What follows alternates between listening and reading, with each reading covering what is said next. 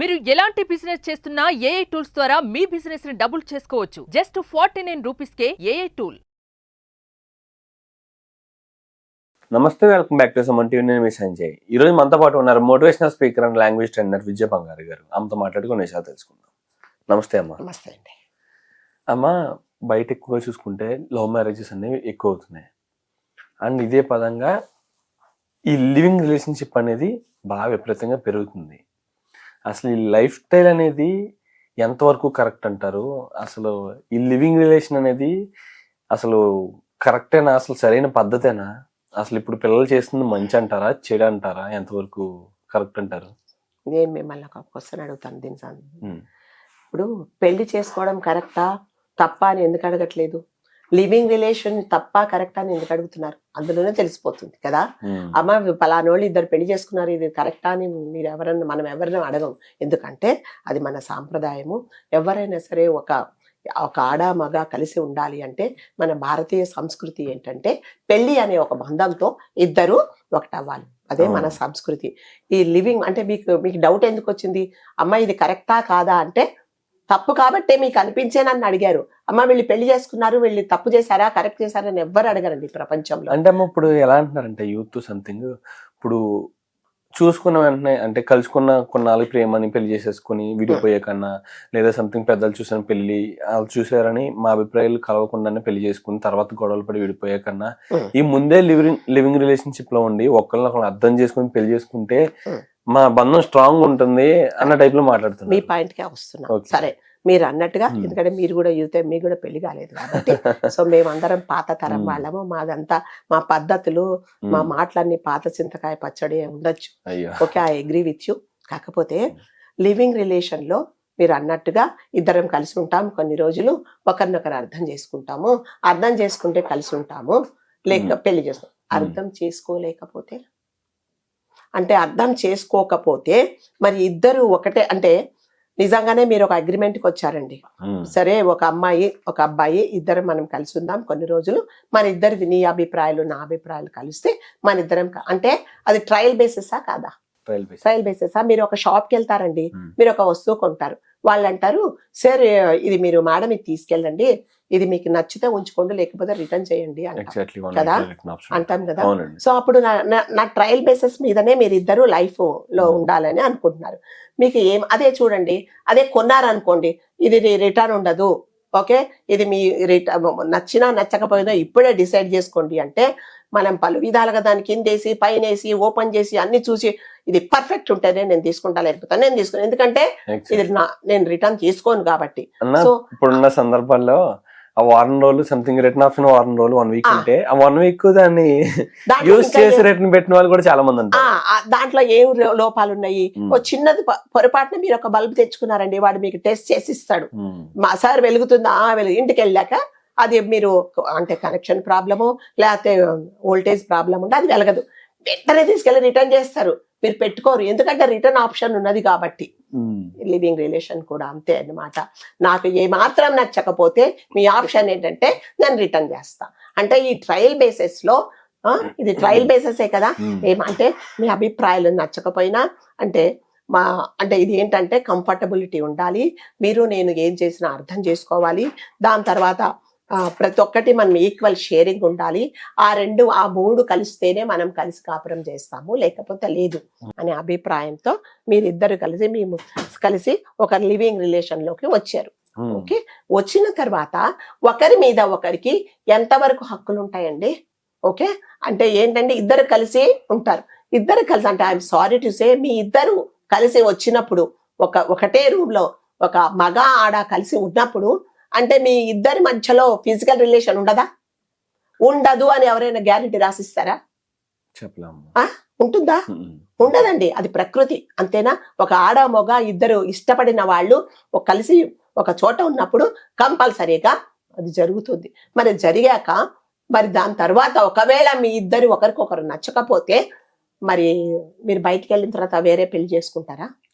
Okay సరే చేసుకుంటారే కప్పిపుచ్చి అనుకోండి.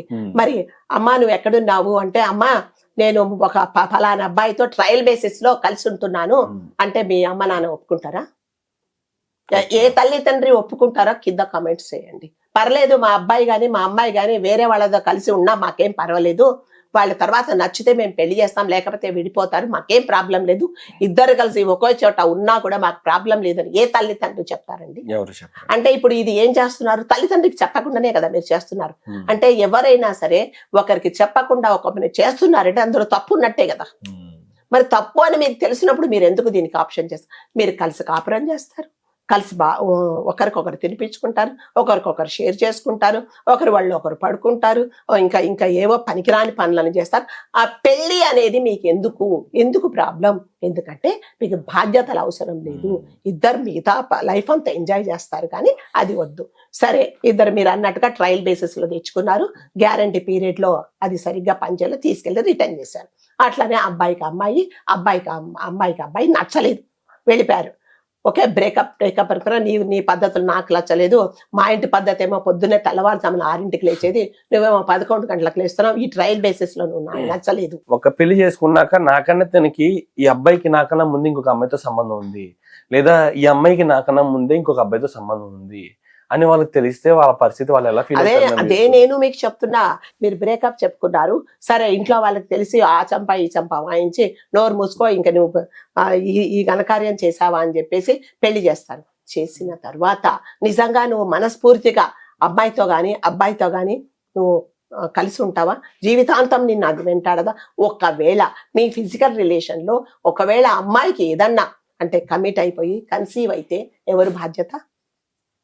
వీటన్నిటికీ ఏంటండి ఈ రిలేషన్షిప్ అనేది? అంటే నేనేమంటానంటే, ఇప్పుడు సపోజ్ మీరు వెళ్తున్నారు, మేడం బ్యాంక్ దారి ఎటు అంట అని మీరు అన్నారు. సరే, ఇదిగోండి ప్రతి ఒక్కరు అదే దారిలో వెళ్తున్నారు, వెళ్ళండి సంజయ్ అని చెప్తా. అట్లా కాదు, నేను అలా వెళ్ళను, నేను వెనక నుంచి వెళ్తానంటారు. ఆ వెనక నుంచి ఎవ్వరూ వెళ్ళరు.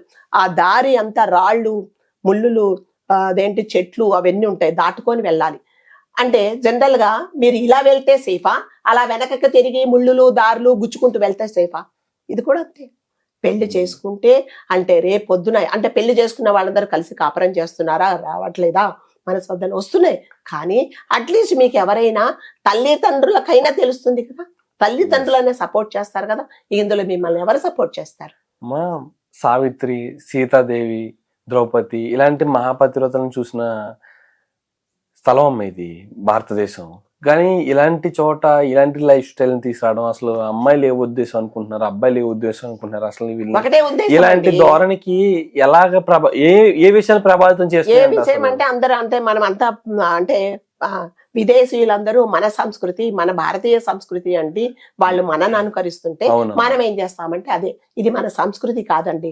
పెళ్లి కాకముందు ఒక అమ్మాయి అబ్బాయి కలిసి ఉండడం అనేది మన సంస్కృతి కానే కాదు. సో అది మనం అడాప్ట్ చేసుకున్నాం. సో అందరూ వెళ్లే దారిలో వెళ్లకుండా నేను వేరే దారిలో వెళ్తాను అంటే కాన్సిక్వెన్సెస్ ఇలాగే ఉంటాయి. రేపొద్దున నిజంగానే అమ్మాయి కన్సీవ్ అయిపోయిన తర్వాత ఆ పుట్టేవాడికి అయితే నువ్వు కొత్త పెళ్ళైన తర్వాత నేను 4 నెలల కడుపుతో ఉన్నాను, నేను నిన్ను పెళ్లి చేసుకుంటా, ఎవరు కూడా ఒప్పుకోరు. మరి వాడిని ఏం చేస్తారు కదా? అంటే వాళ్ళకి ఎటువంటి ఐడెంటిఫికేషన్ లేకుండా ఎక్కడో వదిలేసినప్పుడు వాడు ఏం చేస్తాడు? ఒక సోషల్ యాక్టివిటీ అంటే యాంటీ సోషల్ యాక్టివిటీ చేసి ఇలాంటి పనులు చేసి మళ్ళీ అది కూడా మనకే భారం కదా.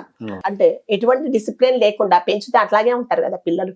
ఓకే, పోనీ కన్సీవ్ కాలేదు, ఆ అబ్బాయికి చాలా ఇష్టపడ్డ అమ్మాయి అంటే ఎలాగైనా ఈ అమ్మాయి పొరపాట్లు ఉన్నా కూడా నేను భరిస్తాను, ఈ అమ్మాయితో నా లైఫ్ అంతా నేను ట్రావెల్ చేస్తాను అని ఆ అబ్బాయి ఒక డెసిషన్ తీసుకున్నప్పుడు ఏమవుతుందంటే, ఈ అమ్మాయి ఏంటంటే నాకు అట్లాంటి ఫీలింగ్స్ లేవు నీ మీద, నీ పద్ధతులు నాకు నచ్చలేదు, ఓకే మీకు ఒక చెల్లి ఉంది, నాకు ఆడపడుచులు ఉండకూడదు, నీకు అమ్మగారు ఉన్నారు, నాకు అత్తగారు ఉండకూడదు, నేను కలిసి ఉండడం కుదరదు అని అమ్మాయి చెప్పినప్పుడు నిజంగా అబ్బాయి మనస్ఫూర్తిగా ఈ అమ్మాయితో నేను ట్రావెల్ చేయాలనుకున్నప్పుడు అబ్బాయి బాధపడతాడా? బాధపడడా? ఎవరైనా ఇరువైపులా ఎటువైనా. అంటే వీటన్నిటికీ ఏంటండి కారణం ఏంటి చెప్పండి? అంటే మీరు ఒక బాధ్యత లేకుండా ఎక్కడో సంస్కృతి మీరు అడాప్ట్ చేసుకొని మీ జీవితాలు మీరే, మీ గొయ్యిలు మీరే తోకుంటున్నారనమాట. ఏ తల్లిదండ్రి కూడా నాకు తెలిసి ఈ భారతదేశంలో ఏ తల్లిదండ్రి కూడా వాళ్ళ అబ్బాయి కానీ వాళ్ళ అమ్మాయి కానీ నాకు పెళ్లి చేసుకోవటం లేదు, కానీ మేమిద్దరం కలిసి 1 సంవత్సరం పాటు కలిసి ఉంటాము అంటే ఏ తల్లిదండ్రి ఒప్పుకోరు. ఒకవేళ ఒప్పుకున్నారే అనుకోండి, వాళ్ళు ఏంటంటే ఈ కాన్సిక్వెన్సెస్ కు ఫేస్ చేయడానికి కూడా రెడీగా ఉండాలి కదా. కాబట్టి లివింగ్ రిలేషన్షిప్ అనేది ఏ మాత్రం కరెక్ట్ కాదండి. మీరు మాట్లాడుకోండి, కూర్చోండి, మాట్లాడుకోండి, లేదా ఒకటే అగ్రిమెంట్ పెట్టుకోండి. ఎస్, మేమిద్దరం కలిసి ఉంటాము, ఎటువంటి ఫిజికల్ రిలేషన్ మా మధ్యలో ఉండదు. మేము లోపలికి వెళ్ళేటప్పుడు అంటే మా ఫ్రెండ్షిప్ లో ఈ అడుగు ముందుకు వేసేటప్పుడు మేము ఎంత పవిత్రంగా ఉన్నామో, మళ్ళీ మేము ఇద్దరం కలిసి పెళ్లి చేసుకుంటేనే మా ఫిజికల్ రిలేషన్ ఉంటుంది. లేదు మా ఇద్దరి ఒకరి అభిప్రాయంలో ఒకరికి నచ్చకపోతే ఎంత ప్యూర్ గా వెళ్ళామో అంతే ప్యూర్ గా ఒకరికొకరు విడిపోతాము అని ఎవరైనా చెప్తారండి? అది సాధ్యమా? కాదు. మరి అలా అంటప్పుడు ఎందుకు ఇవన్నీ జరుగుతున్నాయి, జరగపోతాయి అని తెలిసినప్పుడు మీ గొయ్యి మీరు ఎందుకు తవ్వుకుంటారు? లేదు, నిజంగానే మీరు అన్నట్టుగా ఒకరికొకరు తెలుసుకుంటాము, నచ్చితే చేసుకుంటాం అన్నప్పుడు ఇద్దరు కలిసి ఉండాల్సిన అవసరం ఏముంది కదా? పొద్దునంతా మాట్లాడుకుంటారు, కలిసి ఉండండి, కలిసి బయటికి వెళ్ళండి. తర్వాత ఎవరి పోనీ మీ చుట్టాలింట్లోనే ఎవరింట్లోనే ఇదిగో ఈ అమ్మాయిని నేను పెళ్లి చేసుకోబోతున్నాను, కొన్ని రోజులు మీ ఇంట్లో ఉంచండి, లేకపోతే హాస్టల్లో ఉంచండి. ఇద్దరు అప్పుడు తెలుసుకోలేరా? అంటే రాత్రిపూట ఒకటే ఇంట్లో కలిసి ఉంటేనే మీ అభిప్రాయాలు తెలుసుకుంటారా కదా? అలా కాదు కదండి. అంటే ఎంతసేపు వచ్చేసి మీకేం కావాలో అది తీసేసుకొని మిగతాది వదిలేస్తున్నారు. ట్రయల్ బేసిస్ లో బాగుంటే పెట్టుకుంటున్నారు, లేకపోతే దీనికి గ్యారెంటీ లేదు, ఏం లేదు అని వదిలేస్తున్నారు. అదే వాడు గ్యారెంటీ ఇవ్వలేదు అనుకోండి, ఏం చేస్తాం? దాన్నే రిపేర్ చేసుకొని, దాన్నే అతుకులు పెట్టుకొని, దాన్నే పని చేసుకుంటా అలాగే చూస్తున్నాం. ఇదేంటంటే మీ ట్రయల్ బేసిస్ కదా, ఇష్టం ఉంటే ఉంచుకుంటారు, లేకపోతే వదిలేస్తున్నారు. సో ఇది ఏమాత్రం కరెక్ట్ కాదండి. I'm so sorry. అంటే ఎవరికైనా కోపం రావచ్చు, మేడం ఇలా చెప్తున్నారని. మీకు మీరు అంటే మనస్సాక్షిగా ఆలోచించుకోండి, ఇది కరెక్టా లేదా అని.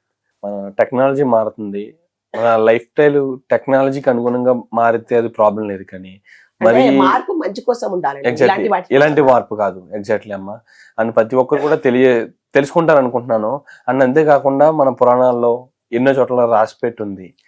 సావిత్రి, సీత, దమయంతి, అరుంధతి, మహాప్రతివ్రతలని వీళ్ళ పేర్లు విన్నాం మనం. వీళ్ళ పేర్లు అలా చరిత్రలో నిలిచిపోయి అంటే వాళ్ళు చేసిన పనులు, వాళ్ళ కట్టుబాట్లే కారణం. అంతే. అలాంటి కట్టుబాట్లు అలవర్చుకుంటే ప్రతి స్త్రీ కూడా చరిత్రలో నిలిచే స్థాయిలో ఉంటుంది. అంతేగాని ఇలాంటి నా నోటితో నేను చెప్పలేకపోతున్నా వల్గర్గా, కానీ అర్థం చేసుకుంటాను కోరుకున్నా. డిసిప్లిన్ అండి, అంతే. ఎవరికైనా ఒక లైఫ్ మనం జీవితంలో మంచిగా ఉండాలి అంటే సెల్ఫ్ డిసిప్లిన్, అది చాలా ఇంపార్టెంట్. మీరు ఏది చేసినా కూడా తల్లిదండ్రులకు చెప్పండి. తల్లిదండ్రులు నిజంగా ఒప్పుకుంటే సరే మీ ఇద్దరు కలిసి ఉండండి అంటే కలిసి ఉండండి. రేపొద్దున ఏది జరిగినా వాళ్ళ బాధ్యత తీసుకుంటారు. థ్యాంక్ యూ అమ్మా. Thank you so much.